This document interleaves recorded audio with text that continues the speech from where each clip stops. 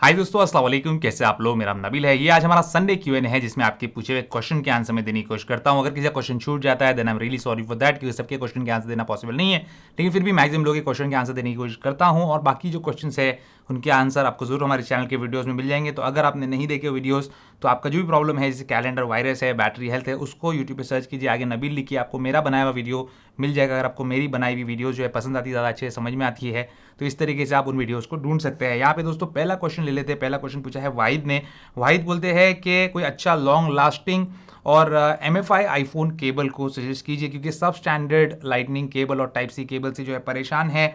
और यहाँ पे जो है अमेजॉन बेसिक्स वगैरह कैसे है, और कुछ रिकमेंड कीजिए अच्छे केबल्स जो कि हम खरीद सकते हैं, और कुछ अच्छे चार्जिंग ब्रिक्स भी बताइए थर्ड पार्टी वाले। देखिए थर्ड पार्टी वाले अडेप्टर्स तो ऐसे बहुत सारे हैं, लेकिन टाइप सी वाला जो PD वाला है मेरे हिसाब से सबसे बेस्ट एप्पल का जो 20 वाट का है वो ही है, जो मैं भी इस्तेमाल कर रहा हूँ। मेरे हिसाब से वो जो है सबसे सही रहेगा आपके लिए। फिलहाल जो दूसरे ऑप्शंस अवेलेबल है उसमें मुझे कोई इतना अच्छे ऑप्शन अवेलेबल नज़र नहीं आ रहे। लेकिन बात अगर हम करें केबल की, तो यहाँ पे केबल जो है काफ़ी अच्छे अच्छे MFI वाले जो है हमको देखने मिलते हैं, क्योंकि चार्जर्स जो है जनरली जो मिल रहा है वो MFI नहीं है, रेगुलर चार्जर्स है, PD चार्जर्स भी है। तो वहाँ पे हिट और मिस आपका हो सकता है, लेकिन केबल्स MFI बहुत सारे हैं। और अभी जो है मैंने अपना डिस्क्रिप्शन बॉक्स के लिंक्स जो है वो अपडेट कर दिया है। पहले माय वीडियो के गियर लिखे होते थे, लेकिन अभी मैं वहाँ पे आईफोन के केसेस और वहाँ पे जो है ये एप्पल के चार्जर्स जो ओरिजिनल लिंक्स है और MFI केबल्स उनके लिंक्स जो है डिस्क्रिप्शन में रखता हूँ आप लोगों के लिए, ताकि आपको अगर कोई चीज़ लेनी है उससे रिलेटेड तो बार बार आपको पूछना नहीं पड़े। तो डिस्क्रिप्शन जरूर चेक कीजिए, वहाँ पे आपको बेस्ट चार्जिंग केबल और बेस्ट एडाप्टर वगैरह सारी चीज़ें जो है मिल जाएगी। टेम्पर्ड ग्लास भी मैंने वहाँ पे रखा हुआ है, तो आप जाके आराम से वहाँ से परचेस कर सकते हैं। किसी को शेयर करना है तो शेयर भी कर सकते हैं। अगला क्वेश्चन है दोस्तों अंकुश त्यागी का। ये बोलते हैं एप्पल ने एक फीचर लॉन्च किया था पिक्चर इन पिक्चर मोड का सफारी में, तो यूट्यूब पे वो पहले काम करता था, लेकिन अभी यूट्यूब पे जो है वो काम नहीं कर रहा है। मैंने यूट्यूब का जो है प्रीमियम सब्सक्रिप्शन लेके रखा है और आपने बताए हुए तरीके से भी मैंने इसको इस्तेमाल करने की कोशिश की, लेकिन अभी वो काम नहीं कर रहा है। देखिए पिक्चर इन पिक्चर मोड जो सफारी में एप्पल ने देके रखा है वो काम तो करता है, लेकिन यूट्यूब जो है अपनी तरफ से उसको रोक लगा देता है। यूट्यूब नहीं चाहता कि आप जो है पिक्चर एंड पिक्चर मोड का इस्तेमाल करें और यूट्यूब के वीडियोस या बैकग्राउंड में यूट्यूब के वीडियोस या म्यूजिक जो है प्ले करें इस तरीके से सफारी में। लेकिन यूट्यूब का पिक्चर एंड पिक्चर मोड अपना खुद का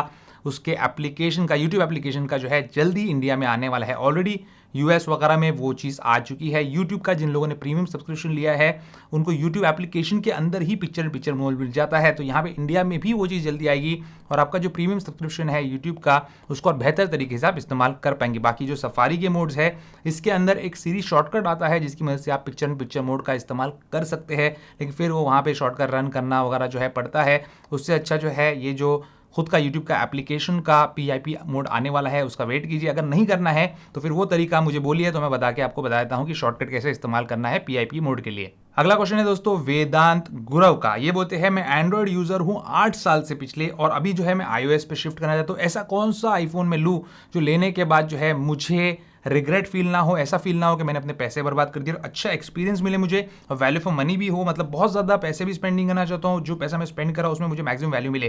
क्योंकि देखिए आईफोन 12 Pro Max वगैरह है तो वैल्यू फॉर मनी नहीं है, 1 लाख के ऊपर के फोन्स है। ऑब्वियसली ये प्रीमियम कैटेगरी आ जाती है जहाँ पे आप फिर वैल्यू फॉर मनी फैक्टर को जो है जो पैसा पे कर रहे हैं उसके सामने जो फोन मिल रहा है उससे जो है तोलते नहीं है। वहाँ पे आपको एक प्रीमियम जो अलग फील होती है, यूनिकनेस होती है, वो आपको मिल जाती है। तो यहाँ पे इनका सवाल ऐसा है, और 3+ ईयर्स जो है इसको यूज़ करना चाहते हैं और उनको रिग्रेट नहीं होना चाहिए। तो मेरे हिसाब से आपको अभी करेंटली जो वैल्यू फॉर मनी आईफोन्स है मार्केट के अंदर उसमें 2 आईफोन मैं रेकमेंड कर सकता हूँ। एक है आईफोन 10R और बजट थोड़ा ज़्यादा है तो आईफोन 11 के लिए जाइए। अब यहाँ पे मिनिमम आईफोन 10R क्यों बोल रहा हूँ, आईफोन SE 2 क्यों नहीं बोल रहा हूँ, आईफोन 8 वगैरह क्यों नहीं बोल रहा हूँ, क्योंकि ये जो पुराने आईफोन है आईफोन SE 2 वगैरह, मतलब उसका जो पुराना टाइप का डिज़ाइन है उसके अंदर आपको टच ID सेंसर मिलता है और आपको जेस्चर्स वगैरह नहीं मिलते। क्योंकि आप एंड्रॉइड से यहाँ पे आ रहे हो तो एंड्रॉइड के अंदर तो काफ़ी gesture control, fingerprint scanner, in display fingerprint scanner और फेस ID सेंसर ये सब मिलेगा। तो आपको वो फोन जो है थोड़े छोटे और पुराने लग सकते हैं। iOS यूजर्स के लिए अच्छा है क्योंकि उन लोगों को उसकी जिसकी आदत होती है कि छोटे फोन्स वन हैंडेड यूज जो है वो बहुत अच्छे तरीके से कर सकते हैं, लेकिन आपको रिग्रेट उसमें फील हो सकता है। इसलिए मेरा रिकमेंडेशन यही है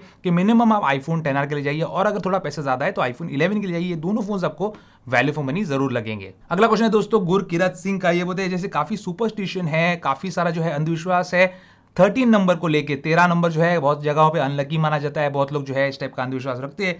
तो फॉरेन में भी ये चीज़ होती है, इंडिया में भी होती है। तो क्या एप्पल आईफोन 13 नेम शायद स्किप कर देगा और आईफोन 12s को निकालेगा। कैसा होगा या नहीं होगा इसके बारे में बताइए। देखिए आईफोन 12s आने की ज़्यादा चांसेस है, वो इसलिए नहीं है कि सुपरस्टिशन की वजह से जो है एप्पल ऐसा करेगा। मुझे ऐसा लगता है, मैंने भी ऐसा बोला हूँ वीडियो में पहले बता के कि लीक्स के मुताबिक जो है हो सकता है सुपरस्टिशन की वजह से 13 जो नेम है वो स्किप करके डायरेक्टली फिर 14 आए और यहाँ पे आईफोन 12s आए। लेकिन यहाँ पे इस साल का जो अपग्रेड है वो एक एस अपग्रेड होगा। जैसे हमने आईफोन 10 के बाद 10s देखा, उस तरीके से यहाँ पे आईफोन 12 सीरीज के बाद आईफोन 12s सीरीज आने के ज्यादा चांसेस है। इसका रीजन सुपरस्टिशन नहीं है, लेकिन ये एस मॉडल ईयर अपग्रेड है, यानी कि इसके अंदर जो है कॉस्मेटिक चेंजेस उतने ज्यादा नहीं रहेंगे, इंटरनल चेंजेस रहेंगे। जैसे 10 और 10s के अंदर जो है हमको देखने मिलता है, जैसे चिपसेट अपग्रेड वगैरह हमको वहां पे देखने मिलता है, कैमरा के कुछ एडिशनल फीचर्स आते हैं, लेकिन ओवरऑल यहाँ पे डिजाइन वगैरह जो है ड्रास्टिकली चेंज नहीं होता है। अगला क्वेश्चन है दोस्तों ऋषभ मखीजा का, इनके पास एप्पल वॉच सीरीज 6 है, एल्यूमिनियम वाली, जैसे मेरे पास है एक जो है स्टेनलेस स्टील वाली भी आती है।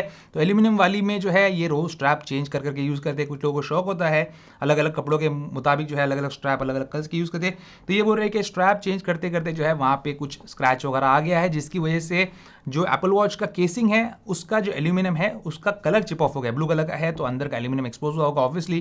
जैसे हमारे खिड़की के जो फ्रेम होता है उसका भी एल्यूमिनियम होता है, उस पर कलर होता है तो वो भी चिप ऑफ हो जाता है। तो यहाँ पे ये चीज़ हुआ है, तो इन्होंने एप्पल सर्विस सेंटर में दिखाया। सर्विस सेंटर वाले बोलते हैं कि हम इसकी कोई वारंटी वगैरह आपको देंगे नहीं, क्योंकि ये कॉस्मेटिक डैमेज है, वेयर एंड टेयर में आ जाता है। बिल्कुल वेयर एंड टेयर में आता है और इसकी कोई भी वारंटी आप क्लेम नहीं कर सकते, क्योंकि आपके हाथ से स्ट्रैप चेंज करते करते वहाँ पे तो स्ट्रैप में भी जो कनेक्टर होगा मेटल वाला वो वहाँ पे टच होने की वजह से स्क्रैच पड़ गया है। तो मेरे हिसाब से इसके बारे में आपको ज़्यादा बॉदर करने की जरूरत नहीं है। जब तक कि घड़ी अच्छे तरीके से फंक्शन करी, अच्छी दिख रही है तो कोई इसके लिए आपको टेंशन लेने की जरूरत नहीं है। और वो जो स्क्रैच होगा वो नीचे के पोर्शन में होगा, वैसे भी आपको नजर नहीं आने वाला। और ऑब्वियसली एप्पल भी इसकी वारंटी जो आपको नहीं देगा, क्योंकि ये स्क्रैच जो है उनकी तरफ से नहीं बल्कि आपके यूजेज की वजह से पड़ा है। अगला क्वेश्चन है दोस्तों शाकिर का, ये बोलते हैं अगर एप्पल का मैगसेफ चार्जर और जो वायर्ड चार्जर है दोनों एक साथ कनेक्ट करे तो क्या होगा, क्या फोन फट जाएगा? ये टाइप का एक्सपेरिमेंट जो है कि आपने कभी किया है? ऐसे करने वाले लोग भी होते हैं। देखिए इसमें कोई भी फोन फटेगा नहीं, क्योंकि कंपनी को पता है कि ऐसी चीज तो आप भी कर सकते, कोई बच्चा भी कर सकता है। तो ऑब्वियसली यहाँ पे डबल चार्जिंग आपको देखने नहीं मिलेगी। अगर आपने मैगसेफ कनेक्ट करके रखा है, वायर्ड चार्जिंग आप कनेक्ट करते हो तो वो चार्जिंग जो है वायर्ड पे शिफ्ट हो जाती है और आपका आईफोन या कोई भी एंड्रॉइड फोन भी हो तो वो कंप्लीटली सेफ रहता है। अगला क्वेश्चन दोस्तों शाबीना का, ये बोलते हैं कि मेरे पास एक सीरीज 6 वाली सेलुलर वॉच है। अभी एप्पल वॉच को लेकर जब मैं आईफोन की रेंज से बाहर चला जाता हूं तो ये आईफोन मेरा स्विच ऑफ रहता है। उस टाइम पे मैं आई मैसेज जो है वो सेंड और रिसीव नहीं कर सकता, जबकि मेरी घड़ी जो है वो सेलुलर वाली है। मैंने एप्पल के कस्टमर सर्विस से भी बात की, वो लोग ने कहा कि आप जो है सेंड कर सकते हैं मैसेज एप्पल वॉच की जब वो सेलुलर होती है। तो ऐसा क्यों हो रहा है, मेरी हेल्प कीजिए। देखिए आपका जो एप्पल वॉच है उसकी सेटिंग में कुछ तो गड़बड़ हो चुकी है, जिसकी वजह से ये चीज़ नहीं हो रही। इसमें कोई भी डरने की बात नहीं है, सिंपली अपनी एप्पल वॉच को आप रीसेट कर लो और फिर जो है अपने आईफोन से वापस कनेक्ट कर लो। रीसेट करने के टाइम पे मेक श्योर कि आप सेलुलर जो डेटा है उसका जो नेटवर्क है जो वहाँ पे ई सिम है उसको आप अनइंस्टॉल ना करें, उसको रीसेट में इरेज ना करें। तो आपका जो ई सिम सेटअप करके रखा है अपने एप्पल वॉच पे जो सेलुलर प्लान है वो वैसा का वैसा रहेगा, लेकिन आपकी एप्पल वॉच का जो ये प्रॉब्लम है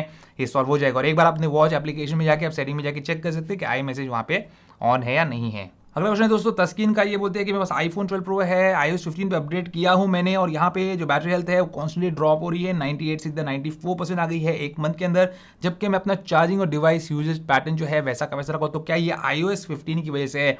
मेरे हिसाब से iOS 15 की वजह से नहीं है, लेकिन यहाँ पे iOS 15 बीटा 2 के अंदर जैसे मैंने वीडियो बना के बताया था फॉल ऑफ वाला, हीटिंग जो है स्लाइटली ज़्यादा है। तो चार्जिंग के टाइम पे आपको खास तौर पे ध्यान रखना पड़ेगा कि आपने अपने आईफोन का जो कवर है वो निकाला हुआ या फिर इस टाइप का कोई कवर आपके पास है जिसका बैग जो है कंप्लीटली गायब है। उस केस में क्या होगा, हीट अगर होता भी है तो हीट इजीली डिसिपेट हो जाती है एनवायरनमेंट में, जिसकी वजह से आपका फोन जो है ओवरहीट नहीं होता और बैटरी हेल्थ जल्दी ड्रॉप नहीं होती।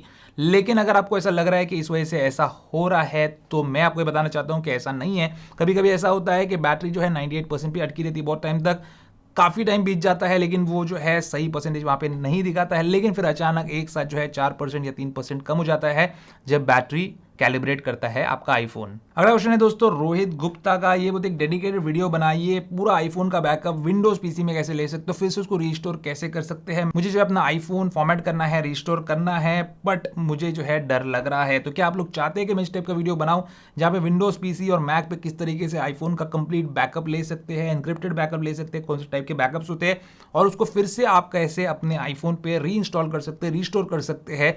क्या आप इस पर वीडियो देखना चाहते हैं? क्योंकि ये बहुत ही सिंपल प्रोसीजर है और कोई भी ये चीज़ कर सकता है, स्टेप बाय स्टेप वहाँ पे गाइड दी भी है। लेकिन अगर आप चाहते हैं कि इस पर एक डेडिकेटेड वीडियो बने, क्योंकि ये वीडियो हमारे चैनल पर नहीं है, तो मैं जरूर आपको बना के बताऊंगा। आप मुझे जरूर इसके बारे में कमेंट सेक्शन में लिख के बताइए। अगला क्वेश्चन है दोस्तों नजीर पठान का। ये बोलते हैं कि मैंने OLX पे आईफोन चेक किया है खरीदने के लिए, पर उनमें काफी सारे आईफोन्स की फेस आईडी ऑफ होती है, तो क्या वो चोरी के आईफोन थे? चोरी के आईफोन में फेस आईडी नहीं, पूरा आईफोन ही काम नहीं करेगा। तो फेस आईडी अगर ऑफ है, इसका मतलब है कि फेस आईडी सेंसर डैमेज है। फेस आईडी सेंसर डैमेज क्यों होता है? क्योंकि आईफोन जो है बहुत ज्यादा जोर से गिरने पे या बार बार गिरने से फेस आईडी सेंसर जो डैमेज होता है, खासतौर पे आईफोन 10 के अंदर। तो आईफोन 10 आपको बहुत ज्यादा मिल जाएंगे, इसको आईफोन X भी बोलते हैं बहुत सारे लोग। आईफोन 10 बहुत सारे मिल जाएंगे जिसके अंदर फेस आईडी सेंसर आपको ऑफ दिखेगा, फेस आईडी नॉट वर्किंग दिखाएगा, क्योंकि उसका थोड़ा फेस आईडी का जो स्ट्रिप वगैरह है वो नाजुक था, गिरने से इजीली डैमेज हो जाता था। अगला क्वेश्चन दोस्तों स्क्रीन इनका ये बोलते हैं कि पापा मुझे जो है स्टूडेंट डिस्काउंट के ऊपर एक मैकबुक दिला रहे हैं। अब यहाँ पे ये जो स्टूडेंट डिस्काउंट की कहानी है ये इतनी इंपॉर्टेंट नहीं है। यहाँ पे ये चीज़ पूछना चाह रहे हैं कि विंडोज़ लैपटॉप में प्री इंस्टॉल्ड आता है ऑफिस वगैरह, माइक्रोसॉफ्ट ऑफिस, लेकिन यहाँ पे वही चीज़ हमको मैकबुक में लेना है तो 7,500 देने पड़ रहे हैं। तो इस पर मेरे पापा जो है गुस्सा हो गए। और क्या मेरा सवाल ये है कि एप्पल हमारे साथ सही कर रहा है? क्या मेरा गुस्सा जो है, क्या ये सही है कि 93,000 भी दूँ मैं एक लैपटॉप के लिए, और फिर उसके ऊपर जो है मैं ऑफिस 365 वगैरह इंस्टॉल करने के लिए 7,500 दूँ? क्या ये सॉफ्टवेयर जो है विंडोज़ में फ्री में आता है, यहाँ पे मुझे पे करके लेना सही है या फिर गलत है? मेरा गुस्सा सही है गलत है? मेरे हिसाब से आपका गुस्सा बिल्कुल भी गलत है। देखिए हर प्रोडक्ट जो है वो अलग तरीके से प्लेस किया जाता है। मैकबुक के अंदर 93,000 लेके जो परफॉर्मेंस दिया जा रहा है आपको, वो विंडोज़ के अंदर 93,000 में आपको देखने नहीं मिलेगा। ना वो बैटरी लाइफ मिलेगी, ना वो स्टेबिलिटी मिलेगी, ना ही आप उस पर मैकओएस चला पाएंगे। तो यहाँ पे ये चीज़ें आपको यहाँ पे मिल रही है, बेटर क्वालिटी और जो है लॉन्ग टर्म यूज आप इसको कर सकते हो, रीसेल वैल्यू बेटर मिलेगी। लेकिन उसका ट्रेड ऑफ ये है कि यहाँ पे इस टाइप की कुछ चीजें जो है आपको करनी पड़ती है, जिसके लिए आपको एक्स्ट्रा पैसा देना पड़ता है। ऐसा नहीं कि हर चीज के लिए पैसा देना पड़ता है। इनफैक्ट आपको ऑफिस की जरूरत भी नहीं है, क्योंकि इसके अंदर ऑलरेडी प्री इंस्टॉल एप्लीकेशन आते हैं जिसका यूज आप अच्छे तरीके से कर सकते हो ऑफिस तक, और एक्सपोर्ट आप जो माइक्रोसॉफ्ट ऑफिस के फाइल फॉर्मेट है उसमें कर सकते हैं इससे डायरेक्टली, मतलब एक क्लिक से ही। जैसे आप सेव करते हो तो आप सेव एज PDF कर सकते हो, सेव एज XLS कर सकते हो, सेव एज जो है .doc कर सकते हो। तो यहाँ पे ये चीज़ जो है बहुत इजीली पॉसिबल है। आप एक बार लीजिए उसको, उसके बाद आप ऑफिस 360 वगैरह जो खरीदने का सोच रहे हैं वो खरीदने का सोच सकते हैं। लेकिन गुस्सा आपका जो है बिल्कुल भी सही नहीं है मेरे हिसाब से, क्योंकि हर प्रोडक्ट जो है उसकी अलग प्लेसमेंट होती है। कार्स के मामले में भी यही होता है, बाइक्स के मामले में भी यही होता है, और यहाँ पे जो इलेक्ट्रॉनिक्स है इसके मामले में भी यही होता है। अगला क्वेश्चन है विशु चोपड़ा का। बोलते हैं मेरे पास आईफोन है, उस पर iOS 15 का बेटा इंस्टॉल करके रखा है, लेकिन एप्पल वॉच पे नहीं। तो क्या एप्पल वॉच पे अगर मैं WatchOS 8 का बेटा इंस्टॉल नहीं कर तो फ्यूचर में WatchOS 8 का अपग्रेड आएगा या नहीं आएगा? बिल्कुल आएगा, क्योंकि जब स्टेबल वर्जन आएगा iOS 15 का, उस टाइम पे WatchOS का भी स्टेबल वर्जन आएगा। तो उस टाइम पे आपका आईफोन के साथ जो है WatchOS 8 आपके वॉच पे काम बिल्कुल भी करेगा। तो यहाँ पे बेटा वर्जन अगर है तो कोई मसला नहीं है। इनफैक्ट मैं तो आपको ये सजेस्ट करूंगा कि एप्पल वॉच पे बेटा वर्जन आप इंस्टॉल ना करें। अगला क्वेश्चन है दोस्तों संस्कारी सौरभ का। ये बोलते हैं कि पहली बार आईफोन लेना चाहता हूं, आईफोन SE 2 सेल बडी पे जो है मुझे 22,000 का मिल रहा है, वही फ्लिपकार्ट पे जो है 32,000 रुपए का मिल रहा है। 10,000 रुपए बच रहे हैं तो लूं या नहीं लूं? देखिए ये कंप्लीटली आपका डिसीजन है, लेना या नहीं लेना, क्योंकि 10,000 रुपए आपके बच रहे हैं, उसमें कुछ ट्रेड ऑफ भी है। फ्लिपकार्ट पे जो आपको मिल रहा है 32,000 रुपए का, उसके अंदर आपको 10,000 रुपए ज्यादा दे रहे हैं, लेकिन वहां पे आपको एप्पल की वारंटी मिल रही है पूरी 1 साल की। वही सेल बडी पे आप 22,000 का ले रहे हो, तो ये बात समझ के चलिए कि ये एक सेकंड हैंड आईफोन है जो आप 22,000 में ले रहे हो। नया आईफोन जो है जो फ्लिपकार्ट में मिल रहा है वही आईफोन आपको 22,000 में यहाँ पे नहीं मिल रहा है, क्योंकि अगर ऐसा होगा तो मतलब वो चोरी का आईफोन होगा। ऐसा तो बिल्कुल भी नहीं है। तो वहां पे नया आईफोन नहीं है, सेकंड हैंड है, ओपन बॉक्स है, कुछ ना कुछ उसमें ऐसी वजह है जिसकी वजह से वो 10,000 रुपए कम में फ्लिपकार्ट से दे रहे। तो हो सकता है उस पर एप्पल वारंटी आपको 6 महीने की मिले, हो सकता है 3 महीने की मिले, हो सकता है कि बिल्कुल भी एप्पल वारंटी नहीं मिले।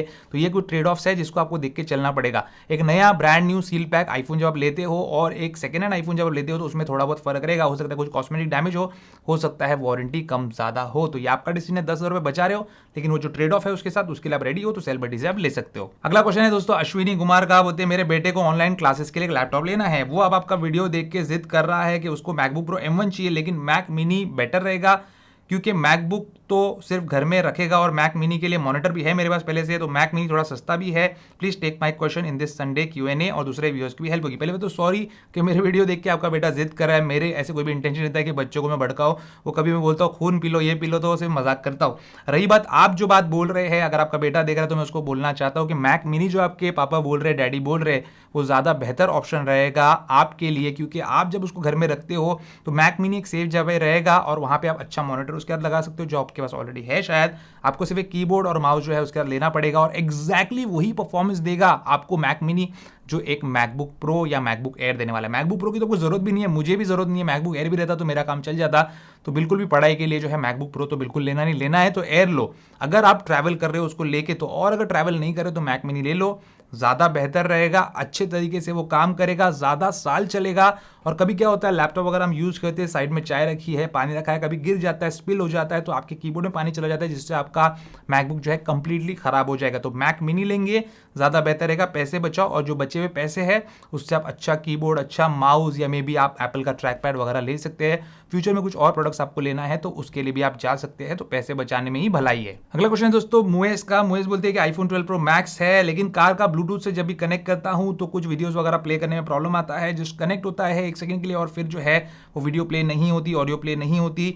तो यहाँ पे एंड्रॉइड के अंदर ये प्रॉब्लम नहीं है, लेकिन मेरे आईफोन के अंदर ये प्रॉब्लम आ रहा है। नेटवर्क, ब्लूटूथ सेटिंग सब रीसेट करके देख लिया, फैक्ट्री सेटिंग सब करके देख लिया, लेकिन प्रॉब्लम वैसे का वैसा ही है। मेरे ख्याल से आपका कार का जो ब्लूटूथ सिस्टम है, जो ऑडियो सिस्टम है, उसको भी आप एक बार जो है रीसेट करके देखिए। कभी कभी क्या होता है, कुछ ऐसा प्रॉब्लम आ जाता है कि वो आपके फोन के साथ जो है कंपैटिबल नहीं रहता, या फिर वहां पे कोई ना कोई बग आ जाता है जिसकी वजह से ये चीज हो सकती है। दूसरी चीज आप ये चीज कर सकते हो कि आपके आईफोन के अंदर हेडफोन सेफ्टी लेवल में जाके जो है वहां पे जो हेडफोन नोटिफिकेशन वगैरह है उसको ऑफ कर दिए, क्योंकि कभी कभी क्या होता है, ब्लूटूथ जब कनेक्ट होता है आपके कार के ऑडियो सिस्टम का, और वहां पे आपका आईफोन जो है रिकॉग्नाइज नहीं करता कि वो कार का ऑडियो है, तो वहां पे वो वॉल्यूम का भी प्रॉब्लम आपको देता है। तो ये भी एक प्रॉब्लम हो सकती है। तो एक वो चीज कर लो, और दूसरी चीज है कार का जो आपका ब्लूटूथ स्टीरियो सिस्टम है उसको भी आप रीसेट कर लो। आपका जो फोन है उसके साथ कनेक्ट हो जाना चाहिए, और एक बार आपके कार का जो स्टीरियो सिस्टम है उसका यूजर मैनुअल भी चेक कर लीजिए कि वहां पे वो आईफोन के साथ कंपैटिबल है कि नहीं, क्योंकि कभी कभी ऐसा होता है कि वो आईफोन के साथ कंपैटिबल नहीं हो। वैसा होना नहीं चाहिए क्योंकि दोनों में ब्लूटूथ है। अगला क्वेश्चन है दोस्तों जय शर्मा का। बोलते हैं आईफोन 10R तो बहुत ही अच्छा परफॉर्मेंस दे रहा है ऑलराउंड, लेकिन उनके डैड के पास जो है iQOO Z3 है, और दोनों में सेम एप्लीकेशन जो है उसको डाउनलोड करने में फर्क आ जाता है। iQOO में जल्दी डाउनलोड हो जाती है और 10R में जो है लेट डाउनलोड होती है। उसका आंसर सिंपल है मेरे दोस्त, क्योंकि आपने वहां पे एप्लीकेशन का साइज नहीं देखा। एंड्रॉइड में जो एप्लीकेशन 10 MB का होता है, iOS के अंदर वही एप्लीकेशन 100, 200, 300 MB का भी होता है। तो यहाँ पे iOS के एप्लीकेशन बहुत बड़े होते हैं, जिसके लिए उनको डाउनलोड करने के लिए टाइम लग जाता है। अगला क्वेश्चन है दोस्तों सुलेमान का। ये बोलते हैं कि एप्पल वाले विंडोज लैपटॉप के साथ एक्सचेंज करते हैं, मेरे पास HP पवेलियन लैपटॉप है। ये तो पर्टिकुलर स्टोर के पर डिपेंड करता है, एप्पल वेबसाइट पे शायद ये चीज पॉसिबल नहीं होगी, हो सकती है, नहीं भी हो सकती है, आप चेक कर लीजिए वहाँ पे। लेकिन कोई स्टोर होता है तो वो चीज वो लोग करते हैं, लेकिन इतना अच्छा पैसा नहीं देंगे, तो बेहतर है कि OLX पे बेचो। इनका दूसरा क्वेश्चन है कि मैकबुक में मैंने सुना है कि सब चीज परचेज करनी पड़ती है, क्या हम PDF, PPT, Excel, PowerPoint, छोटे मोटे सॉफ्टवेयर भी बाय करने पड़ते हैं? मैंने ऐसा सुना है कि सब खरीदना पड़ता है। ऐसा कुछ भी नहीं कि सब खरीदना पड़ता है। अगर आपको माइक्रोसॉफ्ट ऑफिस चाहिए तो डेफिनेटली आपको खरीदना पड़ेगा, लेकिन एप्पल ने ऑलरेडी ये टाइप के सॉफ्टवेयर देके रखा है। एप्पल का नंबर्स है, एप्पल का पेजेस है, तो PDF है तो पेजेस में खोल लो, नंबर्स है उसमें एक्सेल खोल लो। जब आप सेव करते हो तो सेव एज जो है वो XLS फाइल जो माइक्रोसॉफ्ट एक्सेल के अंदर चले, और जो वर्ड फाइल जो माइक्रोसॉफ्ट वर्ड में चले, वैसे ही आप उसको एक्सपोर्ट करके सेव करके रख सकते हो। कोई भी मुश्किल नहीं आने वाली। मैंने खुद अपने लैपटॉप के लिए, मैकबुक के लिए माइक्रोसॉफ्ट का ऑफिस 360 वगैरह नहीं खरीदा है। अगला क्वेश्चन है दोस्तों आर्यन का। ये बोलते हैं कि इंडियन आईफोन्स के अंदर जो है सब 6 गीगाहर्ट्ज है, MM वेव नहीं है, तो फ्यूचर में अगर MM वेव इंडिया में आया तो वहां पे क्या ये प्रॉब्लम होगा? मुझे एक आईफोन लेना है लॉन्ग टर्म चलाने के लिए, तो कौन सा लेना चाहिए और ये चीज मुझे क्या परेशान करेगी? देखिए, अगर आपको आईफोन लेना है और सिर्फ 5G के हिसाब से आप सोच रहे हो, तो मेरे हिसाब से अभी जो है 5G के लिए ही सिर्फ नया आईफोन लेना ये वर्थ नहीं है, क्योंकि 5G कब आएगा कब नहीं आएगा इंडिया में इसकी कोई गारंटी नहीं है। सब लोग बोल रहे थे कि 2021 में आएगा, 2021 में आएगा, 22 में आएगा, कब आएगा पता नहीं। और आएगा तो यहाँ पे सब 6 गीगाहर्ट्ज ही आने के जो है मैक्सिमम चांसेस। देखो, एप्पल ने सिर्फ इंडिया के साथ ऐसा नहीं किया, सिर्फ US के अंदर MM वेव वाले आईफोन्स लेके आया है, अदरवाइज पूरे वर्ल्ड के अंदर जो है उसने सब 6 गीगाहर्ट्ज ही दिया है। तो अगर आपको MM वेव ही चाहिए और US का आईफोन नहीं चाहिए, तो आप आईफोन 13 सीरीज या 12S सीरीज जो आने वाला है उसके लिए वेट कीजिए, वो आपके लिए बेहतर रहेगा। फिर उसके लिए जाइए, फिर आप उसको लॉन्ग टर्म चलाइए, क्योंकि बस आपको अब 2-3 महीने 4 महीने का इंतजार करना है जब नए आईफोन हमारे सामने होंगे। तो ये था दोस्तों आज का हमारा संडे Q&A। उम्मीद करता हूं आपको आज का हमारा ये वीडियो पसंद आएगा। पसंद है उसको लाइक और शेयर जरूर कीजिए, और आपके दिल में जो भी सवाल है नीचे कमेंट्स में लिख के मुझे जरूर बताइए। Thank you so much for watching this video. Good bye.